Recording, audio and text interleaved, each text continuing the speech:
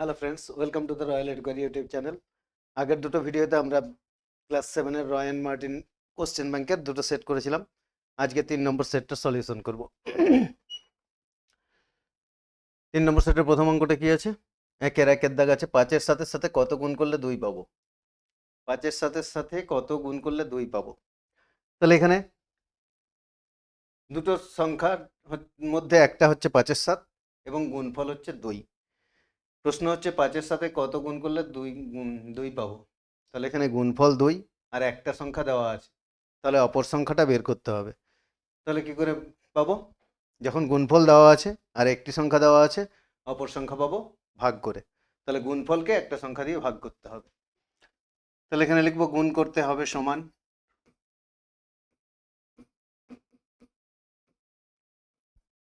গুণ করতে হবে সমান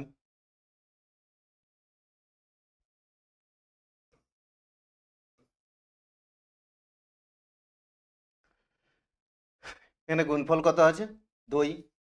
তাহলে গুণফলকে ভাগ করতে হবে একটা সংখ্যা দিয়ে, 5-এর সাত দিয়ে এটাকে ভাগ করতে হবে।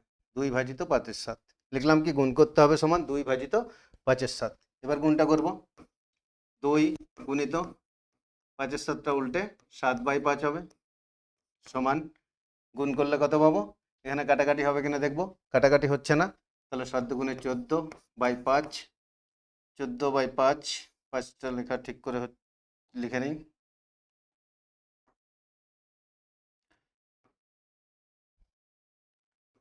14/5, তারপর এটা উপরে বড় আছে নিচে ছোট আছে, মানে লব বড় হর ছোট, তাহলে এটা পূর্ণ সংখ্যায় আনবো। পূর্ণ সংখ্যায় আনলে কত হবে? 2 পূর্ণ 4-এর 5। তাহলে 5 দুগুণে 10 আর 4-এ 14/5। উল্টো দিকে আমরা ভাঙলে 14/5 পাচ্ছি। তাহলে 5-এর সাথে সঙ্গে কত গুণ করলে 2 পাবো? 2 পূর্ণ 4-এর 5। অবশ্য এখানে আমাদের অপশন দেওয়া আছে কি 14/5। অপশনে 2 পূর্ণ 4-এর 5 নেই, অপশনে কি দেওয়া আছে 14/5। তাহলে একেরটার উত্তর হবে ডি, 14/5। যদি প্রশ্ন থাকে এমনি, তখন আমরা এই 2 পূর্ণ 4-এর 5 বের করতে পারি, কিন্তু এখানে অপশন দেওয়া আছে, যেহেতু অপশন আমরা দেখতে পাচ্ছি 14/5 দেওয়া আছে, তাহলে বলবো 14/5। চলো 2-এর দাগটা দেখি।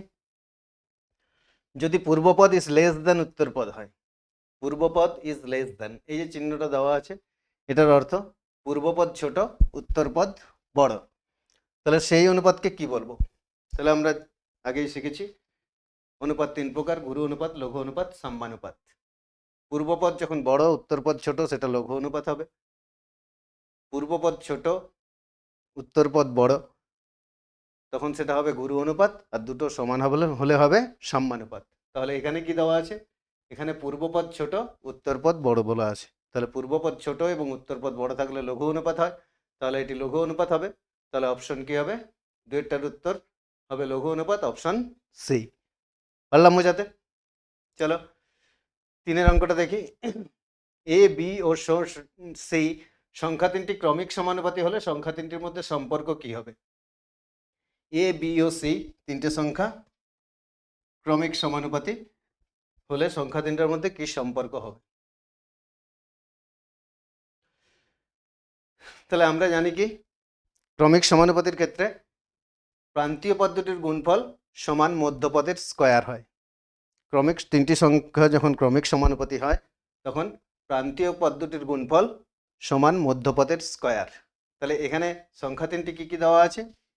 এ, বি ও সি, এই তিনটি সংখ্যা দেওয়া আছে, এ বি ও সি। তাহলে এখানে প্রান্তীয় পদ কি হবে? প্রান্তীয় পদ এ ও সি, আর মধ্যপদ হচ্ছে বি। প্রান্তীয় পদ হচ্ছে এ ও সি। তাহলে আমরা কি বললাম? ক্রমিক সমানুপাতির ক্ষেত্রে প্রান্তীয় পদ দুটির গুণফল সমান মধ্যপদের স্কয়ার। তাহলে প্রান্তীয় পদ এখানে কি আছে? প্রান্তীয় পদ দুটো এ ও সি, তাহলে এ ও সি এর গুণফল হবে এসি, আর মধ্যপদ কত? বি। তাহলে মধ্যপদ দের স্কয়ার, প্রান্তীয় পদ দুটির গুণফল সমান মধ্যপদের স্কয়ার। তাহলে এখানে মধ্যপদ কি আছে? বি। তাহলে এ আর সি এর গুণফল কার সঙ্গে সমান হবে? মধ্যপদের স্কয়ার মানে বি স্কয়ারের সঙ্গে। তাহলে এ সি সমান বি স্কয়ার। চলো দেখি অপশন এরটা। তাহলে 3-এরটার উত্তর হবে অপশন এ। পারলাম বোঝাতে? চলো পরেরটা দেখি। 2x²y সংখ্যামালাটির y এর সহগ কত? তাহলে 2x²y আছে সংখ্যামালাটা, 2x² সংখ্যামালাটির y এর সহগ। তাহলে কি লিখবো? 2x²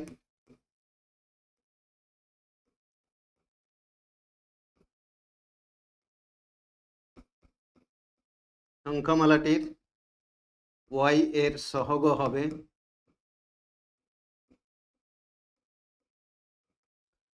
এখানে y বাদ দিয়ে বাকিটা লিখে দেবো। 2x² সংখ্যামালাটির সহগ হবে, এখানে y বাদ দিয়ে বাকিটা লিখবো, মানে 2x²। তাহলে এটা সহগ কি হবে? 2x²। বুঝেছো সবাই? চলো পরেরটা দেখি। পরেরটা কি বলছে? 3⁻0 + x⁻0 ইন্টু 5² এর মান কত? তাহলে কি আছে লিখি? 3⁻0 + x⁻0 ইন্টু 5² এর মান। তাহলে আমরা জানি কি সূচকের সূত্র আছে একটা, x⁻0 = 1, x⁻0 = 1। তাহলে এখানে কি হবে? 3⁻0 = 1 প্লাস x⁻0 = 1। তাহলে 1 + 1 ইন্টু 5²। 5 এর স্কোয়ারটাকেও আমরা এখানে স্কোয়ার করে নিতে পারি। 5² সমান কত হবে? 5 এর স্কোয়ার সমান হবে 25। তাহলে এখানে 5 এর স্কোয়ার সমান কত লিখবো? 25। তাহলে 1 + 1 কত হয়? 2 ইন্টু 25 সমান গুণ করলে কত হবে? 50। তাহলে কি পেলাম? 3⁻0 + x⁻0 ইন্টু 5x² এর মান 50। তাহলে উত্তর হবে অপশন বি। বুঝেছো সবাই? চলো পরেরটা দেখি।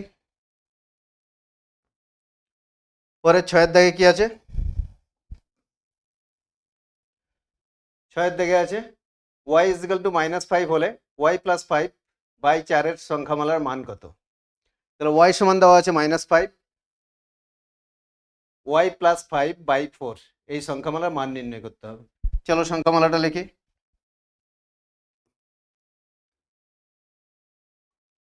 y + 5/4 এই সংখ্যামালার মান নির্ণয় করতে হবে। আমাদের দেওয়া আছে কি? y সমান -5। তাহলে এখানে y এর মান বসাবো, যেহেতু y এর মান দেওয়া আছে, কত আছে? -5। তাহলে -5 + 5/4। এবার -5 + 5 দুটোতে আলাদা চিহ্ন আছে, আলাদা চিহ্ন থাকলে বিয়োগ করব। তাহলে 5 থেকে 5 বিয়োগ করলে কত হবে? 0। তাহলে 0/4 সমান কত হবে? 0কে 4 দিয়ে ভাগ করলে 0। তাহলে এর উত্তর কি হবে? উত্তর হলো 0। তাহলে অপশন হবে সি। তাহলে 6-এর দাগের উত্তর হবে অপশন সি। বুঝেছো সবাই? চলো পরেরটা দেখি। পরেরটা আছে একটি সমবাহু ত্রিভুজের কোণগুলির অনুপাত। সমবাহু ত্রিভুজের কোণগুলির অনুপাত চাইছে। তাহলে আমরা জানি কি সমবাহু ত্রিভুজের 3টি বাহু সমান এবং বাহু 3টে সমান হলে কোণগুলোও সমান হবে। তাহলে সমবাহু ত্রিভুজের প্রত্যেকটি কোণের মান কত হবে? সমবাহু ত্রিভুজের প্রত্যেকটি কোণের মান হবে 60 ডিগ্রি করে, কারণ ত্রিভুজের 3টি কোণের সমষ্টি 180 ডিগ্রি এবং সমবাহু ত্রিভুজের যেহেতু প্রত্যেকটা কোণ সমান, তাহলে ত্রিভুজের 3টি কোণের সমষ্টি কত? 180 ডিগ্রি এবং 3টি কোণ সমান, তাহলে প্রতিটি কোণের মান কত হবে? 180 ডিগ্রি বাই 3, তাহলে সমান কত হবে? 60 ডিগ্রি। তাহলে সমবাহু ত্রিভুজের প্রতিটি কোণের মান হচ্ছে 60 ডিগ্রি। তাহলে কোণগুলির অনুপাত কত হবে? সমবাহু ত্রিভুজের, তাহলে আগে লিখে নিই, সমবাহু ত্রিভুজের কোণগুলির পরিমাপ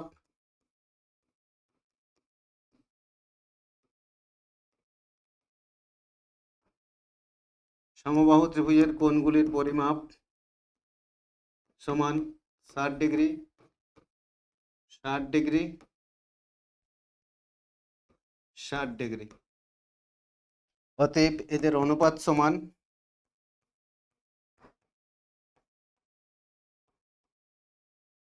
এদের অনুপাত সমান 60:60:60 সমান, সবগুলোই 60 আছে, তাহলে সবগুলো যখন 60 আছে সবগুলোকে 60 দিয়ে ভাগ যাবে, তাহলে 60 দিয়ে ভাগ করলে 1:1:1।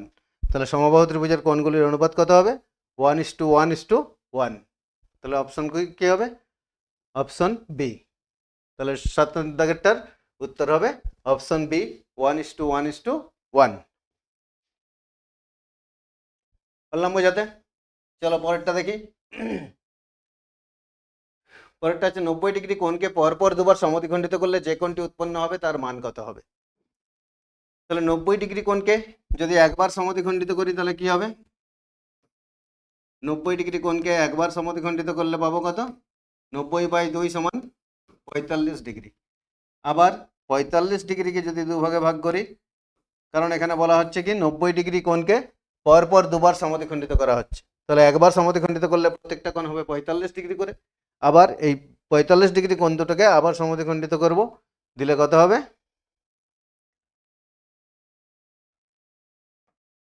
পরপর দুবার সমদ্বিখণ্ডিত করা হচ্ছে, তাহলে 45 ডিগ্রি কোণকে আবার সমদ্বিখণ্ডিত করলে এই কোণটার মান হবে 22.5 ডিগ্রি। 45-এর অর্ধেক, 45কে 2 দিয়ে ভাগ করলে হবে 22 × 1 = 2 ডিগ্রি। তাহলে 90 ডিগ্রি কোণকে পরপর সমদ্বিখণ্ডিত করলে যে কোণটি উৎপন্ন হবে তার মান হবে 22 × 1 = 2 ডিগ্রি। তাহলে উত্তর হচ্ছে অপশন ডি। বললাম বোঝাতে? তাহলে 1-এর দাগ কমপ্লিট হলো। চলো এবার 2-এর দাগটা দেখি।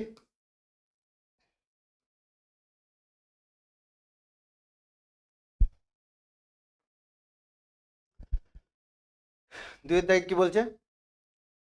1/2 - 1/3 ভগ্নাংশটি 1/2 + 1/3 মধ্যে কতবার আছে? তাহলে 1/2 - 1/3, এটা একটা ভগ্নাংশ আছে, দুটো ভগ্নাংশকে এখানে বিয়োগফল 1/2 একটা ভগ্নাংশ, 1/3 একটা ভগ্নাংশ, দুটোর বিয়োগফল না বিয়োগ আকারে দেওয়া আছে। তার মানে এটা বিয়োগ করতে হবে। বিয়োগ করলে তাহলে যে ভগ্নাংশটি পাবো সেটি 1/2 ও 1/3 মধ্যে, 1/2 + 1/3 মধ্যে কতবার আছে, তার মানে 1/2 আর 1/3 যোগফলের মধ্যে কতবার আছে। এই অঙ্কটা আমরা কিভাবে করব? আমরা আগে করেছি কি 64-র মধ্যে 8 কতবার আছে? 64 এর মধ্যে 8 কতবার আছে? 64-র মধ্যে 8 কতবার আছে? এটা আমরা পাই কি করে? 64কে 8 দিয়ে ভাগ করে, 64/8 = 8। তাহলে 64-র মধ্যে 8 কতবার আছে? 8 বার। 64-র মধ্যে 8 আছে 8 বার। ঠিক তেমনি এখানে কি, এখানে যেমন বলছে 1/2 - 1/3 ভগ্নাংশটি 1/2 + 1/3 মধ্যে কতবার আছে। তার মানে এই দুটো ভগ্নাংশের যোগফলের মধ্যে বিয়োগফলটা কতবার আছে। তাহলে এই একই রকম ভাবে পাবো, যোগফলটাকে বিয়োগফল দিয়ে ভাগ করতে হবে। তাহলে আমরা কি লিখবো?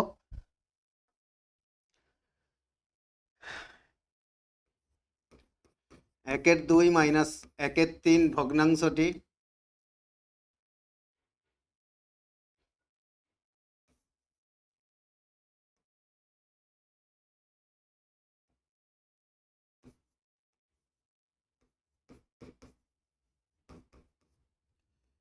1/2 - 1/3 ভগ্নাংশটি 1/2 + 1/3 এর মধ্যে আছে, সমান 1/2 + 1/3 ভাজিত 1/2 - 1/3 বার। পারলাম বোঝাতে? তাহলে এখানে এই যোগফলটার মধ্যে বিয়োগফলটা কতবার আছে সেটা বের করতে হবে। তাহলে যোগফলটা আগে লিখলাম, তাকে ভাগ করব বিয়োগফল দিয়ে। তাহলে যোগ, এদিকে যোগটা ওদিকে বিয়োগটা করি। তাহলে যোগ করলে কত হবে? 2 আর 3 লসাগু 6, 2 দিয়ে 6কে ভাগ করলে 2 দিয়ে 6কে ভাগ করলে 3, 3 1 3, 3 দিয়ে 6কে ভাগ করলে 2, 2 আর 1 গুণ করলে 2। তাহলে এখানে পেলাম 3 + 2/6। তাহলে এদিকেও ঠিক একই রকম ভাবে কি পাবো? 3 - 2/6। যেহেতু দুটো সংখ্যাগুলো একই আছে, শুধু মাঝখানে বিয়োগ চিহ্ন আছে, তাহলে এদিকে যা পেয়েছি এদিকেও তাই পাবো, মাঝখানে বিয়োগ চিহ্ন হবে। তাহলে সমান কি হবে? 5/6 ভাজিত 1/6 সমান 5/6 গুণিত 6/1। 5/6 গুণিত 6/1। এবারে 6 কেটে দেবো, তাহলে পড়ে থাকবে কত? 5। তাহলে আমাদের উত্তর কি হবে? 5 বার। তাহলে উত্তর লিখবো। উত্তর 1-এর 2 মাইনাস 1-এর 3 ভগ্নাংশটি 1-এর 2 প্লাস 1-এর 3 ভগ্নাংশের মধ্যে 5 বার আছে। বুঝাতে পারলাম 1-এর দাগেরটা? চলো 2-এর দাগেরটা করি। 2-এর দাগ আছে চিনির দাম বাড়ার জন্য আগে 125 টাকায় যে পরিমাণ চিনি পাওয়া যেত এখন 150 টাকায় সেই পরিমাণ চিনি পাওয়া যাচ্ছে। তাহলে আগে 125 টাকায় যতটা চিনি পাওয়া যেত এখন 150 টাকায় পাওয়া যাচ্ছে। এখন চিনির দাম শতকরা কত বেড়েছে? তাহলে চিনির দাম কত বেড়েছে আগে বের করি। কি লিখবো? চিনির দাম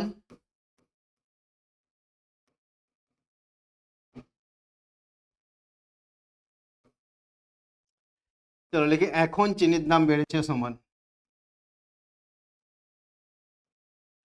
এখন চিনির দাম বেড়েছে সমান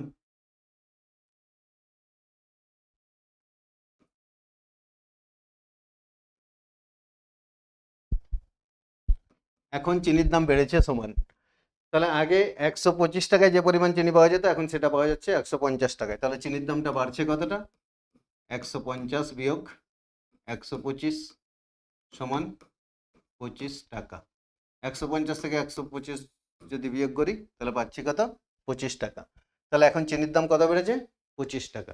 কত টাকায় 25 টাকা বেড়েছে? তাহলে এখন চিনির দাম কত বেড়েছে বের করলাম। এরপরে চিনির দামটা কত বেড়েছে সেটা শতকরায় আনতে হবে।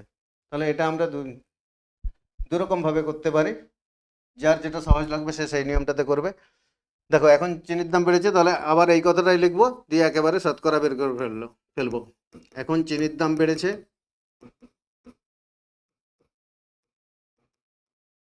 এখন চিনির দাম বেড়েছে সমান 25/125। কত টাকা বেড়েছিল? 25 টাকা বেড়েছিল। তাহলে 25 টাকা বেড়েছে কত টাকায়? 125 টাকায় 25 টাকা বেড়েছে। তাহলে চিনির দাম কত অংশ বেড়েছে? 25/125 অংশ বেড়েছে। এবার এটাকে শতকরায় আনার জন্য কি করব? 100 দিয়ে গুণ করব।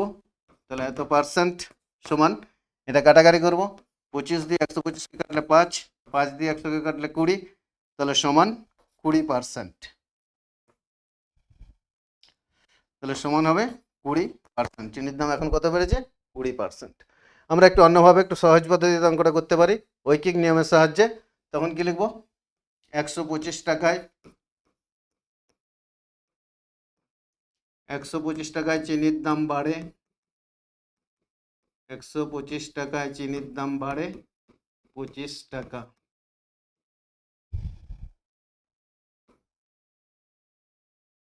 তাহলে 125 টাকায় চিনির দাম বাড়ে 25 টাকা। তাহলে 1 টাকায় চিনির দাম বাড়ে, 1 টাকায় কম বাড়বে, তাহলে 25/125। আর 100 টাকায় শতকরা কত বাড়বে সেটা বলেছে, তার মানে 100 টাকায় কত বাড়বে সেটা বের করবো।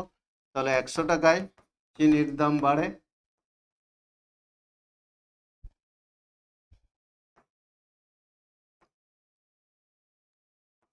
25 গুণিত 100/125, এত টাকা। 25 দিয়ে 125কে কাটলে 5, 5 দিয়ে 100কে কাটলে 20 সমান 20 টাকা। তাহলে অতএব চিনির দাম বেড়েছে, অতএব চিনির দাম বেড়েছে 20%। এই উত্তরটা লেখার সময় একটু খেয়াল রাখবে, এখানে বলেছে চিনির দাম শতকরা কত বেড়েছে। তাহলে আমরা যদি চিনির দাম শতকরা বেড়েছে 20 টাকা, হয় এটা লিখবো, না হলে লিখবো চিনির দাম বেড়েছে 20%।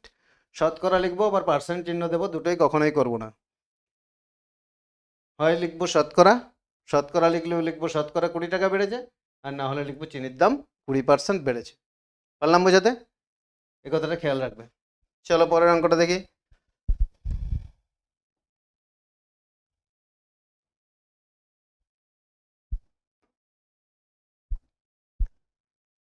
পরের অঙ্ক বলছে 9, 5, 4, 5 থেকে কোন ক্ষুদ্রতম ধনাত্মক পূর্ণ সংখ্যা বিয়োগ করলে বিয়োগফল একটি পূর্ণবর্গ সংখ্যা হবে। তাহলে এই সংখ্যাটা থেকে কত বিয়োগ করলে, তাহলে এই কত বিয়োগ করলে এটা বের করার জন্য প্রথমে কি করব? সংখ্যাটা ভাগ পদ্ধতিতে বর্গমূল করব। তাহলে 9, 5, 4, 5 আছে, এটার ভাগ পদ্ধতিতে বর্গমূল করার জন্য কি করব? দুটো দুটো করে সংখ্যাতে দাগ দেবো, ডান দিক থেকে দুটোর মাথায় দিলাম, আবার দুটোর মাথায় দিলাম। এবার এটা বর্গমূল করব। তাহলে এখানে দুটোর মধ্যে প্রথমে কত আছে? 95। তাহলে দেখবো 95-এর মধ্যে কতবার যাবে? 95কে দুটো একই সংখ্যা দিয়ে গুণ করে বার দিতে হবে। এখানে যাবে কত? 9 9 81। তাহলে 9 9 81, 95 থেকে 81 বিয়োগ করবো, 1 আছে 5 4 হলে, 8 আছে 9 1 হলে, তাহলে বিয়োগ করে পেলাম 14, আর 45 আছে সেটা নামাবো এদিকে দাগ দিয়ে। 9কে 2 দিয়ে গুণ করে লিখবো কত? 18। 9কে 2 দিয়ে গুণ করলে 18। এরপরে এখানে দেখতে পাচ্ছি কি শেষে 5 আছে। আমরা জানি শেষে এককের ঘরে যদি 5 থাকে তাহলে বর্গমূল মিলে কত দিয়ে? 5 দিয়ে। তাহলে এখানে 5 দিয়ে দেখি কি হচ্ছে। যদি ওই বর্গমূলটা মিলবে না, কারণ আমাদেরকে জিজ্ঞাসা করছে কি কত এই ক্ষুদ্রতম এই সংখ্যা থেকে 9 5 4 5 সংখ্যাটি থেকে কোন ধনাত্মক পূর্ণ সংখ্যা বিয়োগ করলে বিয়োগফল একটি পূর্ণবর্গ সংখ্যা হবে। তাহলে এক্ষেত্রে কিন্তু মিলবে না। তাহলে এখানে আছে 1445। তাহলে 1445-এর মধ্যে কতবার যাবে?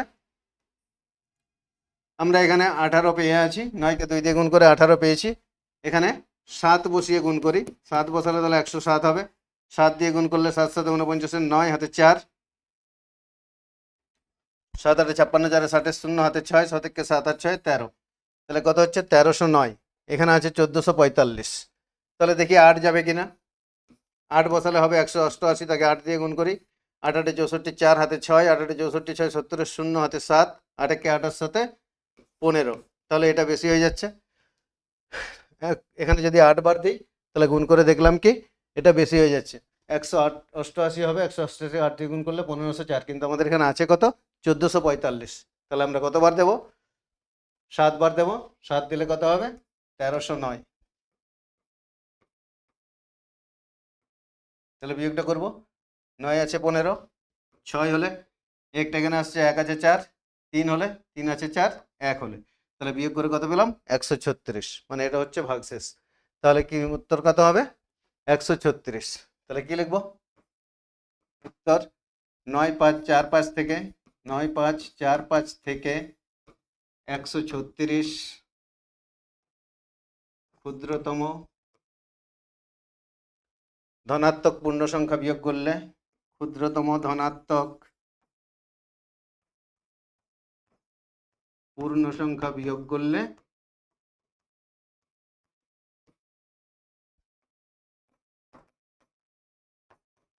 বিয়োগফল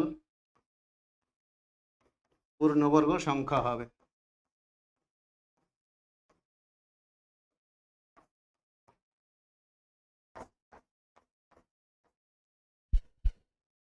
তাহলে 9 5 4 5 থেকে 136 ক্ষুদ্রতম ধনাত্মক পূর্ণ সংখ্যা বিয়োগ করলে বিয়োগফল পূর্ণবর্গ সংখ্যা হবে, এবং সেই সংখ্যাটা বর্গমূল কত হবে?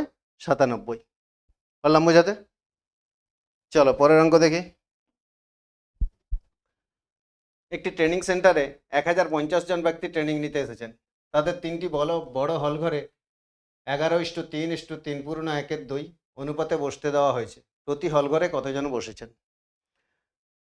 তাহলে ট্রেনিং নিতে এসেছে 1050 জন, তাদেরকে 3টে বড় হল ঘরে কি অনুপাতে বসানো হয়েছে সেই অনুপাতটা দেওয়া আছে। কি বের করতে হবে আমাদেরকে? প্রতি হল ঘরে কতজন বসেছেন। তাহলে আগে অনুপাতটা লিখি। প্রথম হল ঘর,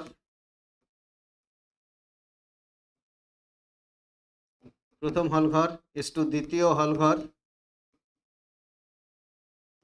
ইস টু তৃতীয় হল ঘর।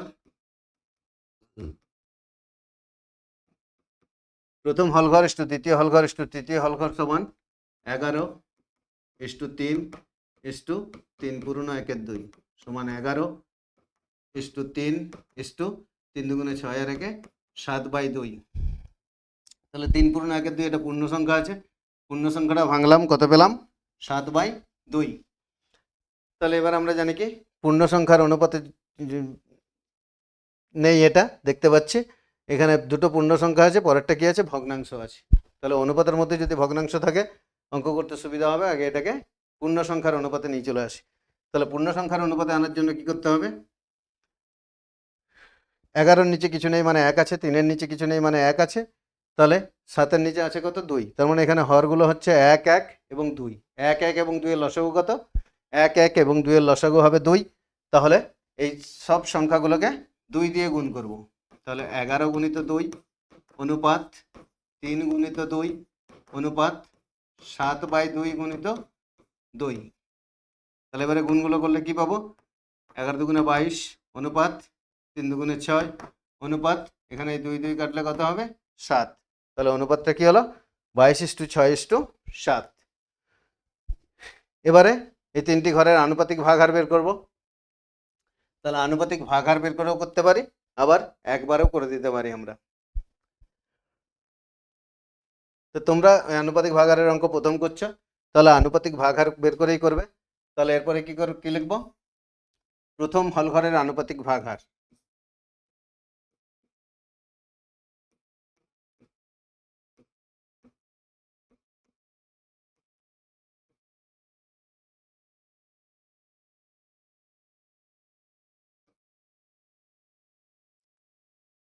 প্রথম হল ঘরের আনুপাতিক ভাগহার সমান, প্রথম হল ঘরের আনুপাতিক ভাগহার কত হবে, দেখো আমরা এই পাঁচটাতেই করছি, ওদিকে অনুপাতটা রইল। তাহলে প্রথম হল ঘরের আনুপাতিক ভাগহার হবে, প্রথম সংখ্যাটা কত আছে 22। তাহলে 22 বাই সবগুলো যোগ করতে হবে, 22 দিয়ে সবগুলো যোগ করলে কত হবে 22 6 28 সাথে 35। আমরা একবারে যোগ করে লিখে দিলাম। তাহলে প্রথম হল ঘরের আনুপাতিক ভাগহার হচ্ছে 22/35।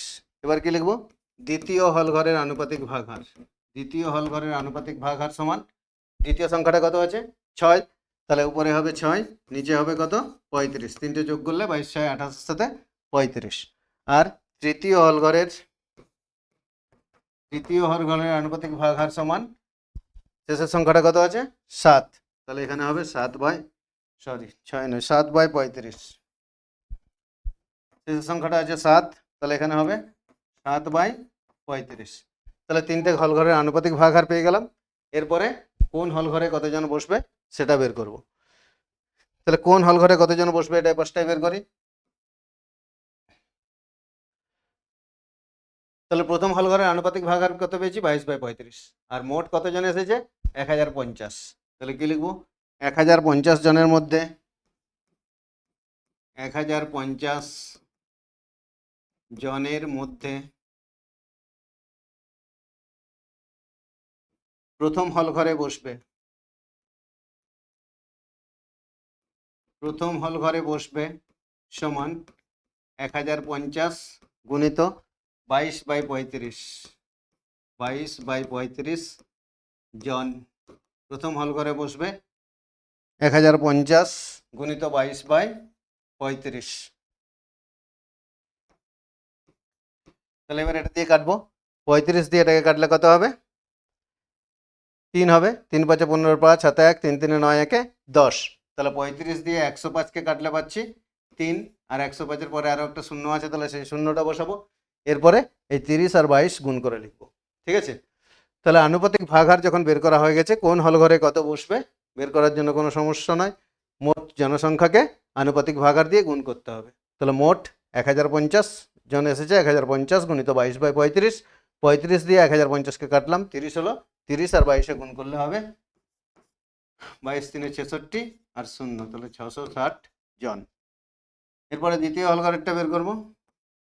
দ্বিতীয় হল ঘরে বসবে 1050 গুণিত, দ্বিতীয় হল ঘরের আনুপাতিক ভাগহার 6/35, তাহলে এটা 6/35 দিয়ে গুণ করব, 6/35 জন কাটলে 35 দিয়ে এটাকে আমরা কেটে আগেই পেয়েছিলাম কত 30, তাহলে এখানেও 30 লিখবো, 30 আর 6 গুণ করে 180।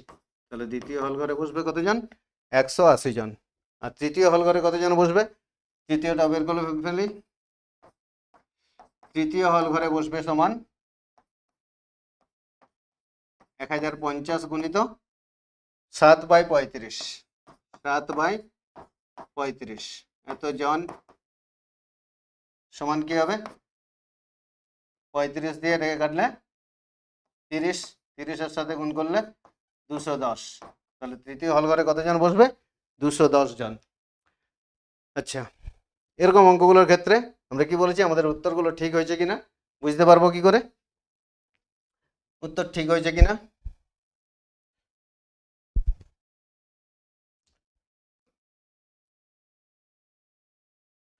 তাহলে এখানে উত্তর ঠিক হয়েছে কিনা বুঝতে পারবো, এই যে সংখ্যাগুলো বেরিয়েছে, তিনটে হল ঘরে বসার জন্য যে আলাদা আলাদা সংখ্যাগুলো পেয়েছি সেগুলো যোগ করে দেখবো 1050 আসছে কিনা।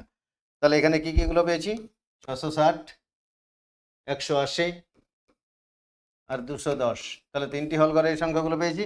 তাহলে এটা যোগ করি, 0, 8 একে 9, 6, 15, 5, হাতে 1, 2 একে 3, একে 4 আর 6, 10। তাহলে কত আসলো? 1050।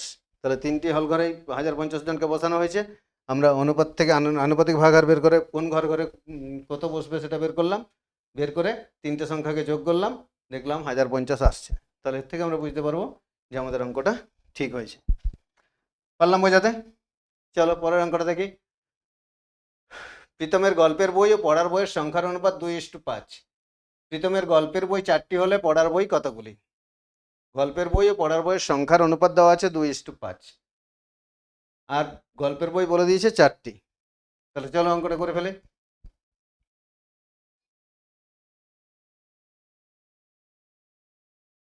গল্পের বই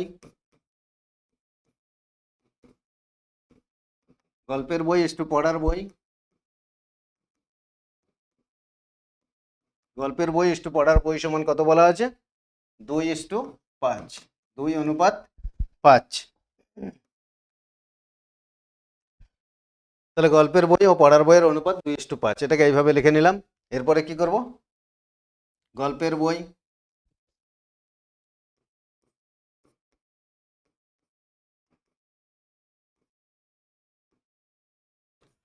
বাই পড়ার বই, গল্পের বই বাই পড়ার বই সমান 2/5। এবার এখানে কোন বইয়ের সংখ্যাটা দেওয়া আছে? গল্পের বইয়ের সংখ্যা দেওয়া আছে। তাহলে এখানে সমাধান করছি, তাহলে বা লিখবো। বা লিখে গল্পের বই কটা দেওয়া আছে? 4টি। গল্পের বই 4টি হলে পড়ার বইয়ের সংখ্যা বের করতে হবে। তাহলে 4 বাই পড়ার বই, 4 বাই পড়ার বই সমান 2/5। বা এবার কোনাকুনি গুণ করলে কি পাবো? 2 গুণিত পড়ার বই, 2 গুণিত পড়ার বই সমান 5 গুণিত 4। 2 গুণিত পড়ার বই সমান 5 গুণিত 4। এরপরে কি করব? তাহলে এরপরে 2 গুণিত পড়ার বই, এদিকে 2টা গুণে আছে, তাহলে ওপাশে গেলে ভাগে আসবে। তাহলে সুতরাং পড়ার বই সমান 5 গুণিত 4 বাই 2। 2 দিয়ে 4কে কাটলে 2 সমান 5 দুগুণে কত? 10। তাহলে পড়ার বই সমান কটি? 10টি। এখানেও এককটা লিখব টি। তাহলে প্রীতমের গল্পের বই 4টি হলে পড়ার বই কতগুলি? পড়ার বই 10টি। তাহলে উত্তর কি লিখবো? উত্তর প্রীতমের পড়ার বই 10টি। আমি আর উত্তরটা লিখলাম না, উত্তরটা লিখবে। চলো পরের অঙ্কটা দেখি। 3x স্কোয়ার প্লাস 4x ও 5x স্কোয়ার মাইনাস x এর যোগফল 3x মাইনাস 5x স্কোয়ারের থেকে কত বেশি? তাহলে বলছে এই দুটোর যোগফল 3x মাইনাস 5x স্কোয়ারের থেকে কত বেশি? তাহলে আগে এই দুটোকে যোগ করি। 3x স্কোয়ার প্লাস 4x ও 5x স্কোয়ার মাইনাস x, এই দুটোর যোগফলটা আগে বের করি। তাহলে লিখি যোগফল সমান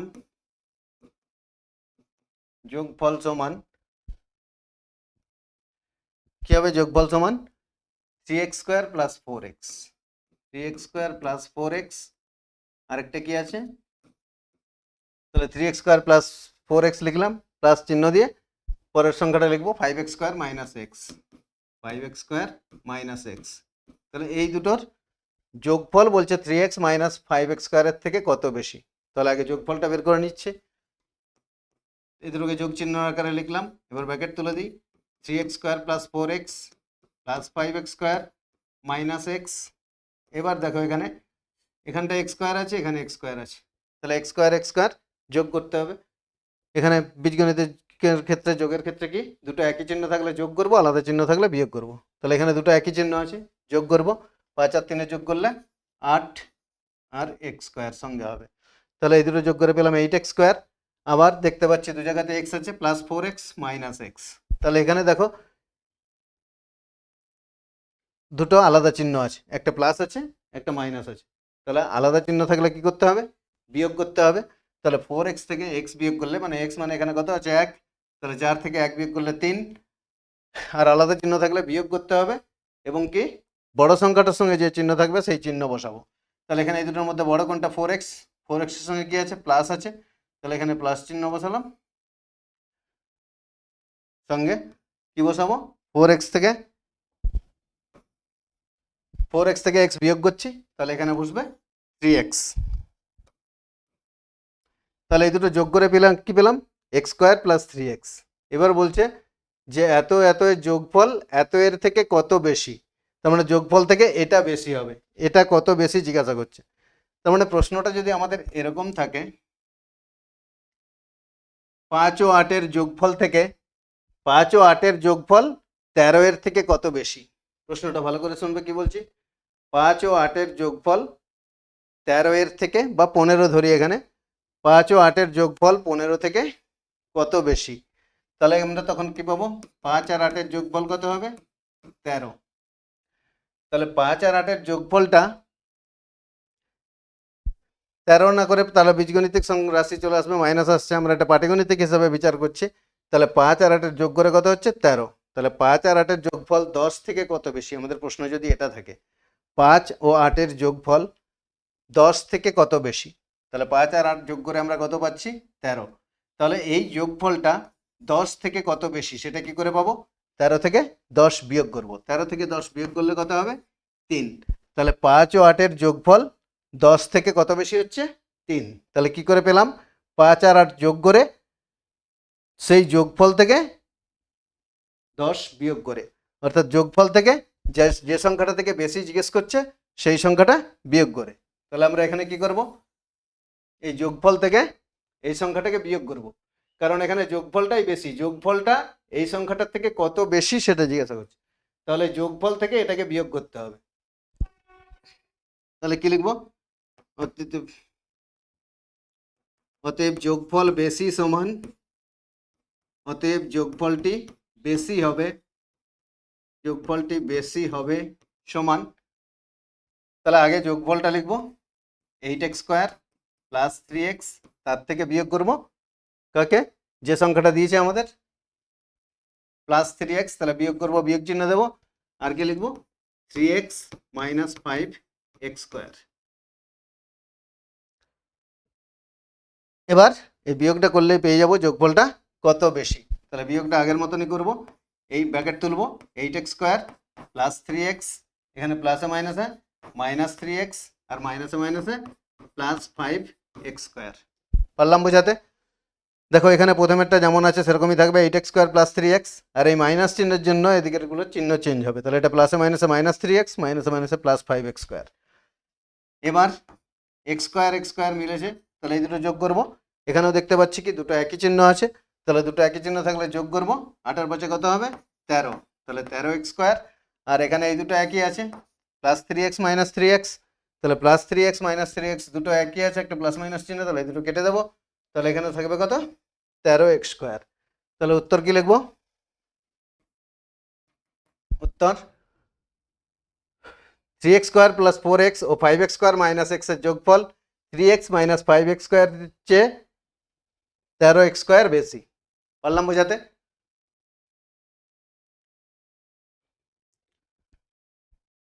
পেরেছো বুঝতে? চলো পরের অঙ্কটা করি। তাহলে পরেরটা আছে গুণ করো -2mn, তাহলে গুণ করতে বলেছে, সংখ্যাগুলো লিখে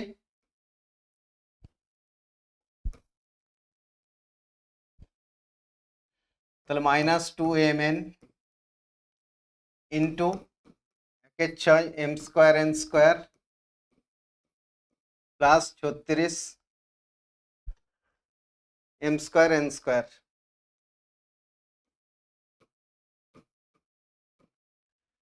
দেখো এখানে -2mn এটা ব্র্যাকেটের মধ্যে দেওয়া আছে, into 1/6 m square n square plus 36 m square m to the power 4, 36 m to the power 4 n to the power 4 আছে, তাহলে এটা ঠিক করে লিখে নেই 36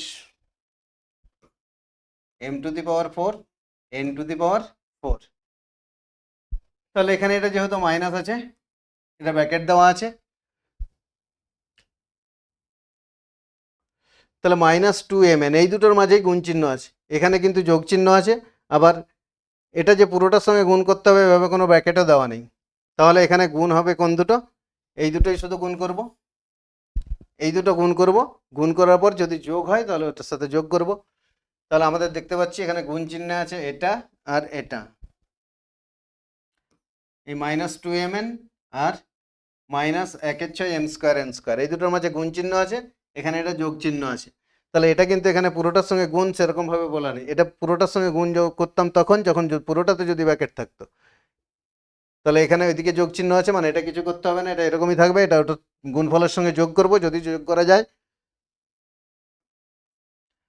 তাহলে এখানে এই দুটোকে শুধু গুণ করব, এই দুটো গুণ করলে দেখতে পাচ্ছি এখানে 2 দিয়ে 6কে কাটবে, 2 দিয়ে 6কে কাটলে কত হবে 3। তাহলে আর এখানে মাইনাস ছিল, এখানে কত আছে প্লাস আছে, তাহলে প্লাস মাইনাস কি হবে মাইনাস। 3টা কোথায় আছে নিচে আছে, তাহলে উপরে কত আছে 1, তাহলে 1/3 -1/3। আর গুণের সময় পাওয়ারগুলো কি হবে যোগ হবে, গুণের সময় পাওয়ার যোগ হবে। তাহলে এখানে m² আর m যোগ করলে কত হবে m³ আর n² আর n যোগ করলে হবে n³। তাহলে 1/3 m³ plus n³ plus 36 m⁴ n⁴। তাহলে এখানে এটা যোগে আলাদা ছিল আলাদা লিখলাম, কিন্তু এবারে পাওয়ারগুলো আলাদা, এখানে -1/3 এটা m³ n³, এখানে 36 m⁴ n⁴। তাহলে এরকমই রয়ে যাবে, আর যোগও কিছু করা যাবে না, তাহলে উত্তর হবে এটাই। ঠিক আছে, চলো পরেরটা দেখি। পরেরটা আছে 3x² plus x into x plus 2 minus 2x into 2x plus 1। তাহলে সরল করতে বলছে, লিখে ফেলি 3x² plus x into x plus 2 minus 2x into 2x plus 1। সরল করতে বলছে, এখানে শুধু 3x² আছে, এর সঙ্গে আর কিছু নেই, এটা যেমন আছে লিখবো, প্লাস দিয়ে x into x plus 2, x into x plus 2। তাহলে x আর x প্লাস 2টা এখানে গুণে আছে, গুণটা করব, গুণ করলে কত হবে x আর x এ গুণ করলে x² আর x আর 2 এ গুণ করলে হবে 2x। চিহ্ন সবগুলো প্লাস আছে, তাহলে এখানে সব দুটোরই চিহ্ন প্লাস হবে। এটা করবার সময় দেখো একটু সতর্ক হয়ে আমাদেরকে করতে হবে, কারণ এর আগে মাইনাস চিহ্ন দেখতে পাচ্ছি। তাহলে মাইনাস চিহ্ন থাকলে এখানে এটা প্লাসে মাইনাসে কি হবে মাইনাস 2 2 4 x আর x এ x²। তাহলে -2x প্লাস 2x গুণ করে পেলাম -4x²।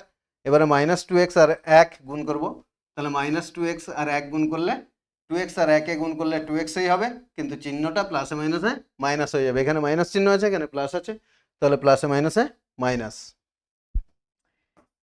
এরপরে যোগ বিয়োগ করব, তাহলে এখানে x², আবার এখানে আছে x², তাহলে এটা বিয়োগ আছে, এই দুটো x² যোগে আছে, তাহলে এই দুটোকে যোগ করি, বা আরেকটু বোঝার সুবিধার জন্য আমরা কি করতে পারি পাশাপাশি লিখে নিই x² গুলো। তাহলে 3x² plus x² minus 4x², আর এখানে এটা প্লাস 2x আছে, এটা মাইনাস 2x আছে, তাহলে এটা কেটে যাচ্ছে, এটা কেটে দিতে পারি, প্লাস 2x মাইনাস 2x কেটে গেল। এখানে এই দুটোকে আগে যোগ করি, 3x² প্লাস x² যোগ করলে কত হবে 4x², যেহেতু দুটোতে একই চিহ্ন আছে যোগ চিহ্ন আছে, তাহলে যোগ করলাম 3 আর 1 4, মাইনাস কি আছে 4x², তাহলে এবারে প্লাস 4x² মাইনাস 4x² কেটে যাবে, তাহলে উত্তর কত হবে 0। তাহলে সরল ফল 0। উত্তর কি লিখবো সরল ফল সমান 0। পারলাম বোঝাতে? চলো পরেরটা দেখি। মিলন 9x দিনে 729 x³ ঘড়ি বিক্রি করেছে, সে প্রতিদিন কতগুলি ঘড়ি বিক্রি করেছে?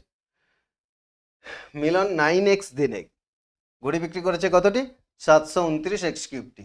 ঐকিক নিয়মে করে ফেলি, মিলন 9x দিনে ঘড়ি বিক্রি করেছে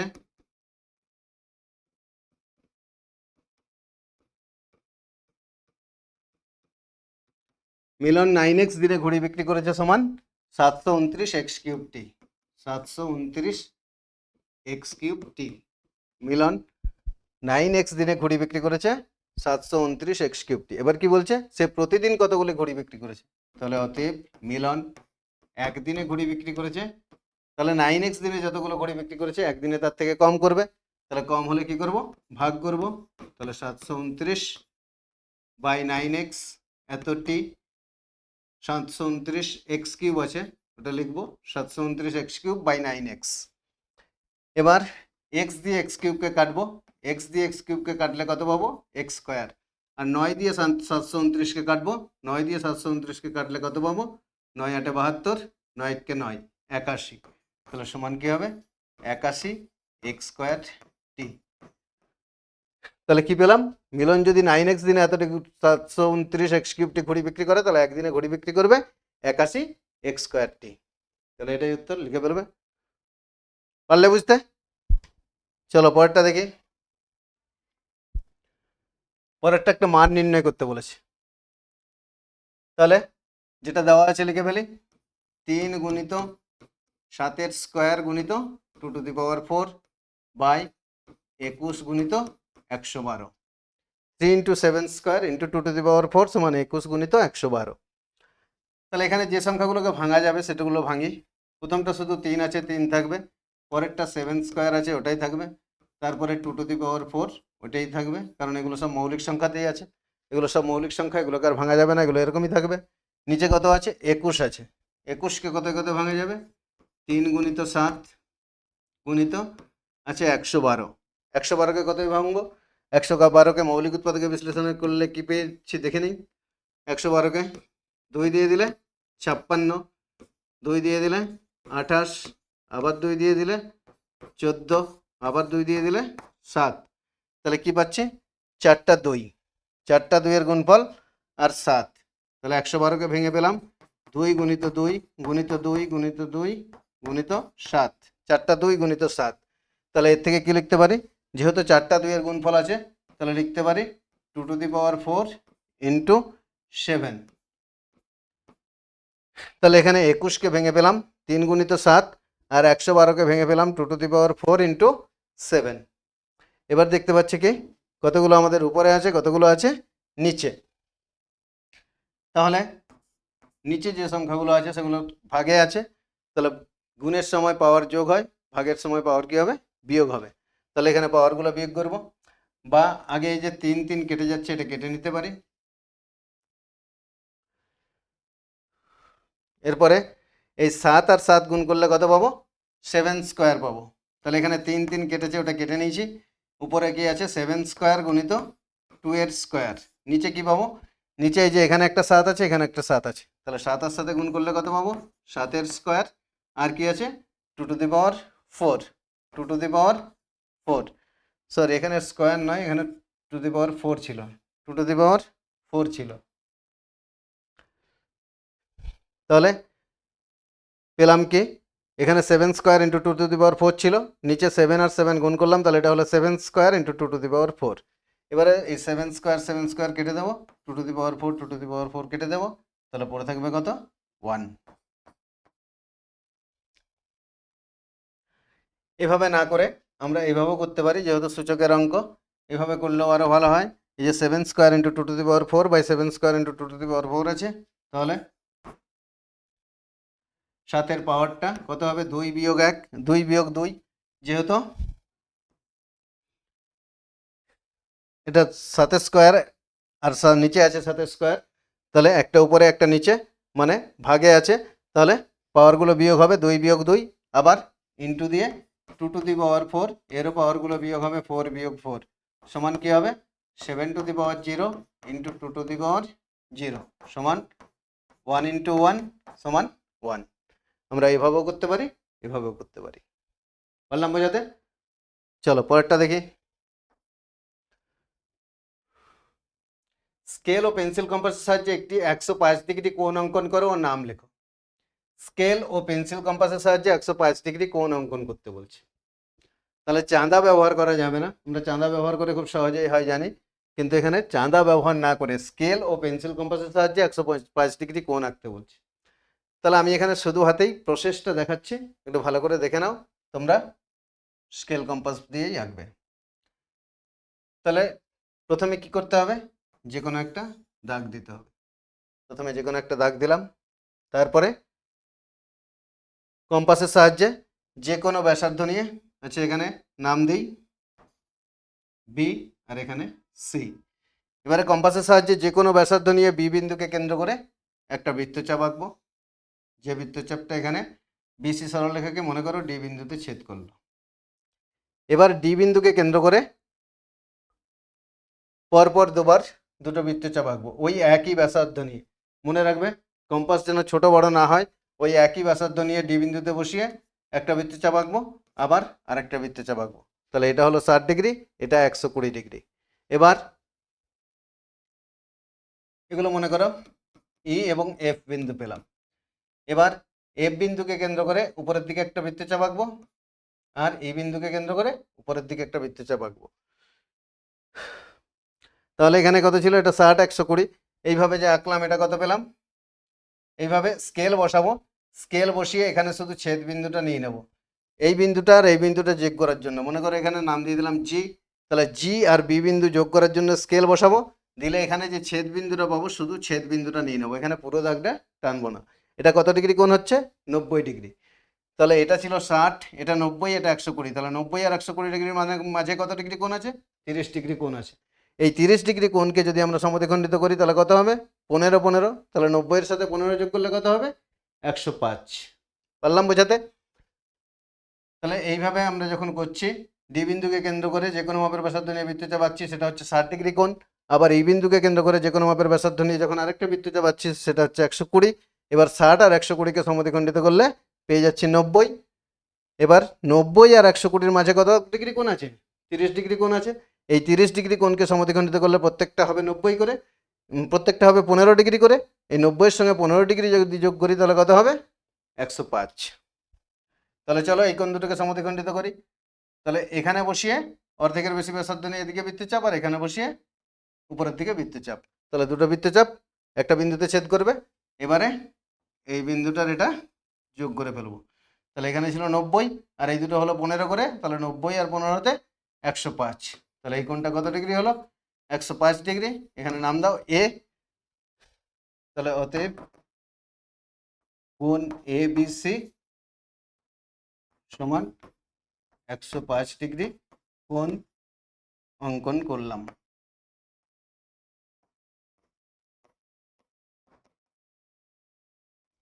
পারলাম বোঝাতে? আমি এখানে খালি হাতে এঁকেছি, এটা তোমাদেরকে স্কেল কম্পাস ব্যবহার করে আঁকতে হবে। চলো পরেরটা দেখে নিই। পরেরটা হচ্ছে স্কেলের সাহায্যে পিকিউ একটি সরলরেখা অঙ্কন করো যার দৈর্ঘ্য 9 সেমি। পেন্সিল কম্পাসের সাহায্যে পিকিউ সরলরেখাকে সমদ্বিখণ্ডিত করে প্রত্যেক অংশের দৈর্ঘ্য লেখো। তাহলে পিকিউ একটি সরলরেখা অঙ্কন করতে বলছে যার দৈর্ঘ্য 9 সেমি। এবার পিকিউ সরলরেখাকে সমদ্বিখণ্ডিত করে প্রত্যেক অংশের দৈর্ঘ্য লিখতে বলছে। তাহলে পিকিউ সরলরেখা অঙ্কন করে স্কেল দিয়ে 9 সেমি মাপ নিয়ে একটা সরলরেখা আঁকবে। সরলরেখাটার নাম আমরা এখানে ইচ্ছামতো দিতে পারবো না। আগের কোনটার নাম দিতে বলেছিল, কিন্তু নাম ওখানে কিছু বলে দেওয়া ছিল না, আমরা আমাদের ইচ্ছামতো নাম দিয়েছিলাম। কিন্তু এক্ষেত্রে 9 সেমি যে সরলরেখা আঁকবো তার নাম কি বলে দেওয়া আছে? P Q. তাহলে এখানে সরলরেখাটার নাম দিতে হবে পি কিউ, এবং এর দৈর্ঘ্য কত? 9 সেমি। স্কেল দিয়ে মেপে আঁকবে। এবার এই 9 সেমি সরলরেখাটাকে সমদ্বিখণ্ডিত করতে বলছে। কি করে করব? পি এবং কিউ এর অর্ধেকের বেশি ব্যাসার্ধ নিয়ে, এটা চোখের দেখা, অর্ধেকটা তো আমরা মেপে নিতে পারবো না। পি এবং কিউতে অর্ধেকের বেশি মানে প্রায় সমান বা তার থেকে একটু কম নিয়ে নেবো, এই পর্যন্ত নিয়ে নেবো ব্যাসার্ধ নিয়ে। পি বিন্দুকে কেন্দ্র করে উপরের দিকে বৃত্তচাপ, নিচের দিকে বৃত্তচাপ। আবার ওই একই ব্যাসার্ধ নিয়ে কিউ বিন্দুকে কেন্দ্র করে উপর দিকে বৃত্তচাপ, নিচের দিকে বৃত্তচাপ। এবার এই বৃত্তচাপগুলো এই দুটো বিন্দুতে ছেদ করছে। মনে করো সিডি বৃত্তচাপটা পরস্পরকে সি ও ডি বিন্দুতে ছেদ করেছে। এবারে স্কেল দিয়ে সি আর ডি বিন্দু যোগ করব। তাহলে পি কিউ সরলরেখা আর বিন্দুতে সমদ্বিখণ্ডিত হলো। তাহলে নিচে কি লিখবে? যেমন এখানে বলা আছে, স্কেলের সাহায্যে পি কিউ একটি সরলরেখা অঙ্কন করলাম যার দৈর্ঘ্য 9 সেমি। পেন্সিল কম্পাসের সাহায্যে পি কিউ সরলরেখাকে সমদ্বিখণ্ডিত করলাম। জিজ্ঞাসা করছে কি প্রত্যেক অংশের দৈর্ঘ্য কত। তাহলে প্রত্যেক অংশের দৈর্ঘ্য সমান, স্কেল দিয়ে মেপে দেখবে প্রত্যেক অংশের দৈর্ঘ্য হবে 9/2 করলে কত হয়? 4.5। তাহলে 9 সেমি সরলরেখাকে আমরা সমদ্বিখণ্ডিত করছি, মানে সমান দুভাগে ভাগ করছি। তাহলে সরলরেখার প্রত্যেকটা ভাগের দৈর্ঘ্য কত হবে?